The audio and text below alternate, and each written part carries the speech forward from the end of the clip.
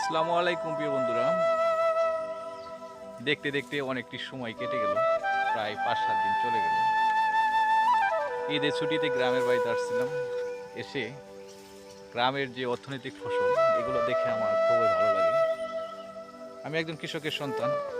আমার বাবা এই কৃষিকাজ করে, তাই আমি কৃষক প্রেমিক হতে চাই। কৃষিকাজই আমার ভালো লাগে। গ্রামের আঁকাবাঁকা মেঠো পথে হাঁটতে খুবই ভালো লাগে। খুবই সাধারণ জীবনযাপন। প্রতিটি মানুষের ঘরে ঘরে কৃষিকাজের বিপ্লব ঘটাতে হবে, তাহলে আমার দেশ উন্নত শিখরে পৌঁছানো সম্ভব।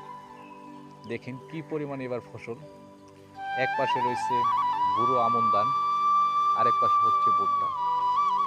এগুলোর মায়া পড়ে আমি খুবই, কি বলবো আর, প্রচুর মায়া লাগে। কৃষিকাজ আমার খুবই ভালো লাগে। সকলেই ভালো থাকবেন, সুস্থ থাকবেন।